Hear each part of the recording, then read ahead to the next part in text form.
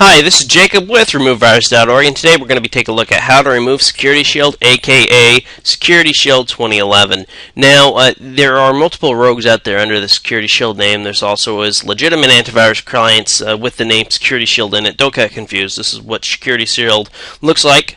The fake one anyways, and we're going to show you exactly what you need to do to remove this. And we're doing this on a Windows 7 based system. It's going to be the exact same on Windows Vista. On Windows XP, it's going to be the same basic process, except for the file paths are going to be slightly different, but that's okay. You can just refer to the RemoveVirus.org website and actually look up the manual guide, and we're going to have the traces in there as well as any updates. If you're having troubles, basically just go over to RemoveVirus.org and ask your question over there. That's where you're going to get help. We don't usually answer any other questions on other social network sites, just because the answer is most likely in the manual guide already, or else somebody's already asked that question on the RemoveVirus.org website and it's already been answered. So we're not going to just keep repeating ourselves. So just go ahead and head on over to the RemoveVirus.org website. Alright, let's go ahead and get started here. So I'm going to go ahead, and you're going to notice that there's going to be a lot of fake warning messages that come up on here. And if you actually go out to try to make a purchase of this client, it's going to come up with a site and it should say unavailable right now because I turned my wireless off for the purpose of this. Yeah, it is. Just going to keep attempting to try it until you air out. But basically what I'll do is it'll offer you the client for I believe $79.99. And again, this is false. And it will interrupt any program you go to run. So when you go to run a program, in particular, if I just try to adjust the volume control or something a little, you're going to get basically a fake warning up there saying, hey, it's infected with the virus. No, Security Shield is the virus. So let's go ahead and show you exactly what you need to do to remove this, and there's multiple ways. The first one is through the Task Manager. If you can bring up the Task Manager, great. It's going to be Control-Shift-Escape, and that should work for Windows 7, Vista, and XP. And once you hold down Control-Shift-Escape, you'll see something like this. You're going to go into the Process tab, and what we're going to look for is a really funkified name.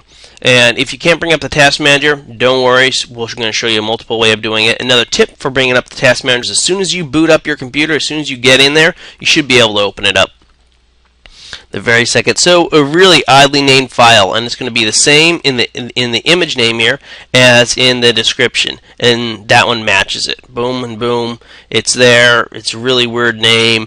It makes no sense whatsoever, and it's listed in both areas. So I'm going to go ahead and right click on it. We're going to go to Properties or Open File Location. Doesn't really matter. We're just going to select Properties though, just to see it real quick. What we can do is we can see the exact location of where this thread is hiding. And it's going to be the same for most people. It's going to be under Users, your username, my username is Jacob, /appdata, /local, and that's going to be the same for Windows 7 and Vista. Or else you can go ahead and right click on it and just say Open File Location. Now you can't delete a file while it's running.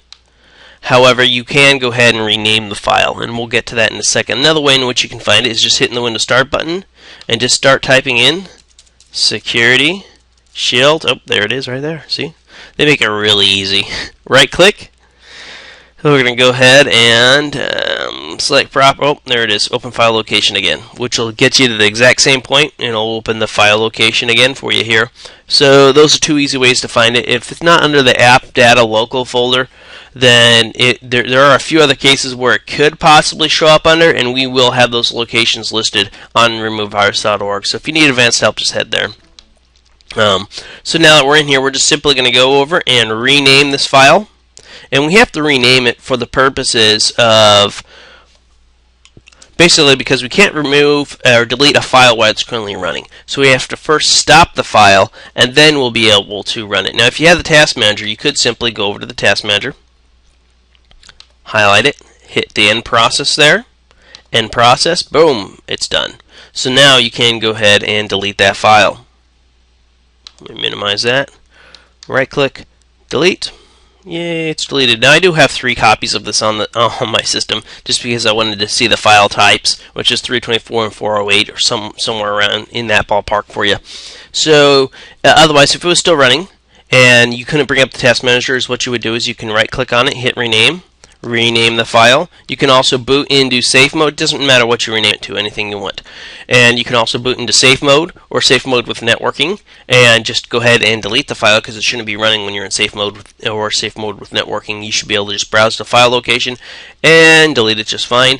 Another quick thing of getting there, just so you know, the app data folder is a hidden folder, so you're not going to be able to actually see the app data. So you can either type it out, and it is case sensitive, so the A and the D have to be capitalized, or you can go ahead and go into the control panel.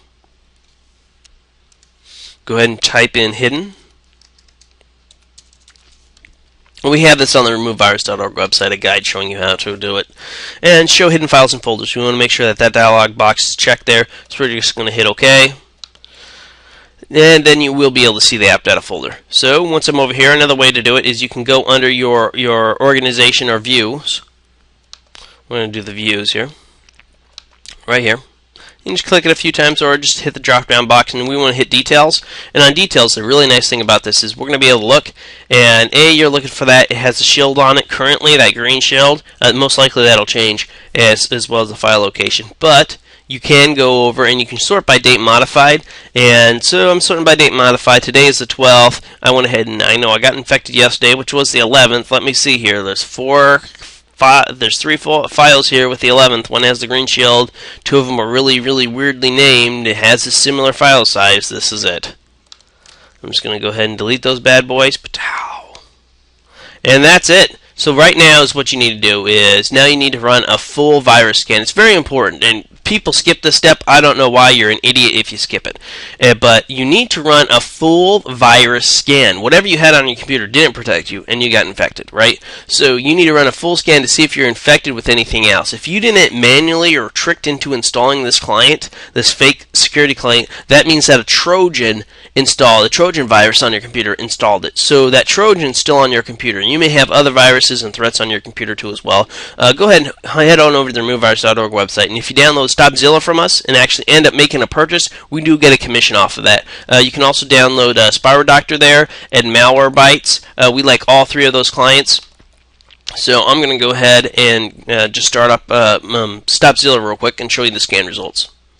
Now, while I have the scan going, a simple way to thank us for this guide is simply go to the removevirus.org website, go into the Security Shield 2011 guide there, and you can just do a search for it too on the site, but otherwise the Security-Shield-2011. We'll have a link under the description of this video too. Go ahead and hit the Facebook like button there, or else if you can, go ahead and just scroll down a little bit. And go ahead and add in a comment, just letting us know that the guide's still working. And go ahead and hit the like button there too as well. And basically what that does is it helps build trust and user trust. And as you can see, we got a bit of trust going. And our videos have been watched over 1 million times here on YouTube. So, we have helped millions of people out.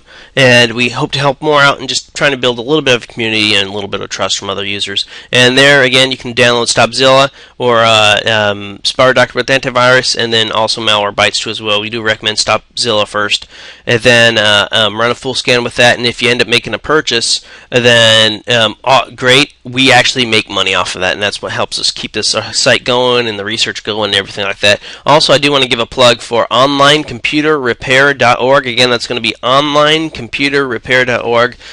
They are a remote computer repair company based out of California. They do an awesome job when it comes to repairing computers. So definitely check them out. And the charge currently, I think, is $89.99. I believe that might be going up soon.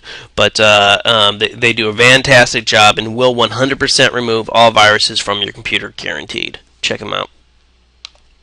Alright, so I just ran, and all I did is the light scan too on this, and it did find quite a bit. It has Vundu on the system, which, yeah, Vundu's pretty bad. It shows you a lot of the advertisements that most likely you're getting. If you're getting a lot of pop-ups here and there and things like that, then you have Vundu or Virtumundi on your system.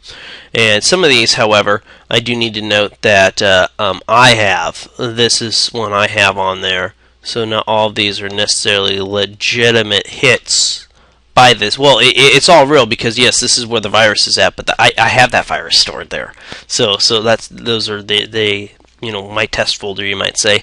So just going through this and I'm looking, and I did see a rootkit installed too as well. Yeah, here's a rootkit installed there, and that's not good either.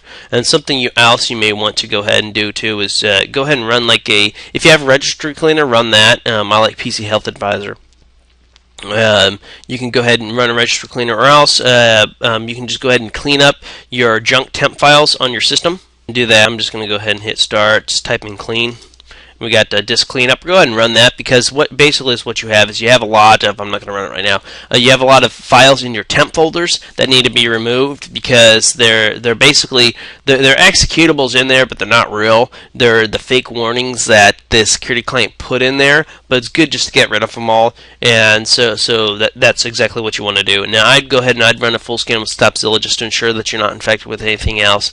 You would have to make a purchase for Stopzilla to actually remove anything. However, it will go ahead and it will quarantine anything that it finds for you. And same with a spyware doctor with antivirus. Same thing with pretty much any trial of any antivirus client out there. It's basically going to do the same thing. It's going to show you if you're infected with anything else. I really like Stopzilla. Make a purchase of it if you like it, and the proceeds do help support removevirus.org. And that's all I have for you. Go ahead and ask your questions over on the RV website. Take care.